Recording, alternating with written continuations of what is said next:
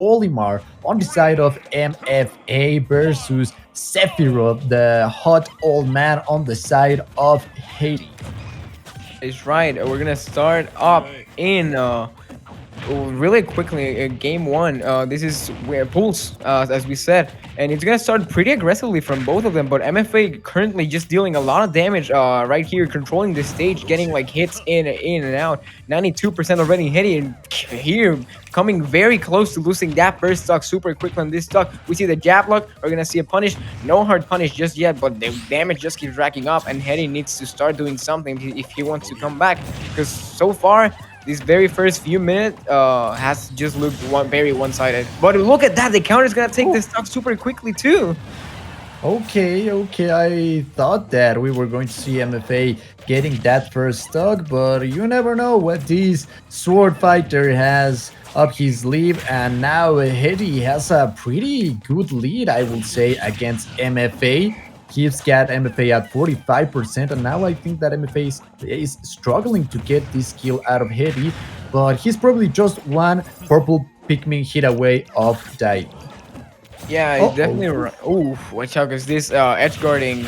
Oh, He's actually gonna go Oh, deep and get that. nice. And MFA right now looking like he's in trouble. What a way to start this very first game.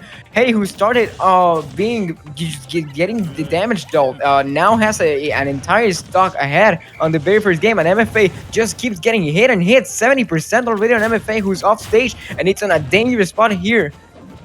That's right, super dangerous spot for MFA, and I like that option from Hedi, going for those risky options, the high risk, high reward, going to the deeper side of the stage, and now he's got MFA at 116%. He could kill with a well-spaced forward smash, but is MFA going to do something about it? Let's see, and wait, and there's that counter. Once again, that counter was such an amazing tool for Hedi. He pretty much turned the whole game around with that counter at the beginning of the game. He was at 120%, something like that, and one counter was all he needed to turn the tables around.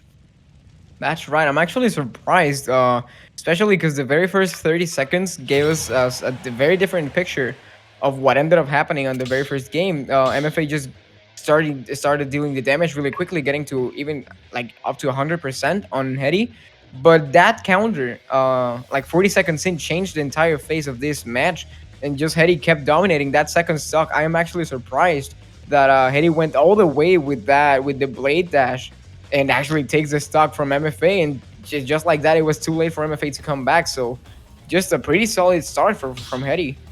Yeah, that's right. And there's a lot of players out there that want to went for that option. You know, they want to keep the stocks. They want to keep them in a vault, make sure that they don't get lost in when they move houses. But Hedi, knowing that those stocks are meant to be spent, so he went for a pretty risky option, in my opinion.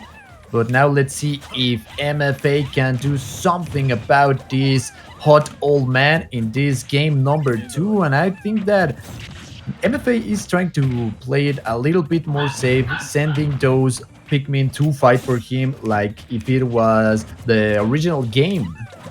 Yeah, you're definitely right there. As we saw in the very first game, he just wanted to go in and deal the damage, but this time actually taking the distance, respecting Sephiroth. And right here, this could have been, yep, that is it. A very quick edge guard, very quick gimp from MFA, who only 30 seconds in already takes the lead and an entire stock ahead pretty much. That's right, and now let's see if MFA can keep this momentum going on his side, or if that pesky little counter from Sephiroth, you know, takes his first stock pretty early, I will say. He's at 53%, 61, 72. Now what is Hedi going to do to take MFA's first stock before he gets a more sizable lead? And I think that MFA has been struggling to get this second stock out of Hedi. Actually, there gets the read, punishes with the up smash, not enough yet, but that armor is gonna come super handy for Hedi, who finally takes the first stock out of MFA. But it's gotta be very careful, no room for mistake, because any one of those is gonna get punished hard. He's gonna potentially make Hedi lose the second stock. However, both of them being very respectful of each other, keeping their distance. But right now, MFA on an edge guard situation gets an up air there. Both make it back to the stage and now come back to neutral. Yeah, as we've seen, this game two looking very different. Both of them being a bit more careful, not wanting to risk it and lose stock super early like we saw in game one. But even like that, like any of them can take any chance and take the stock super quickly. Ooh, this could be huge for Hedi. What happened right there with MFA? Did he got hit by the... Oh, nice counter. Well, it wasn't a counter. It was more of a payback time for MFA. He went, you know what? I might have lost my second stock, but I know that you are going to lose yours pretty quickly too. So now we have a pretty even game. Oh, and there's that counter. Look at the damage from just one counter from Sephiroth.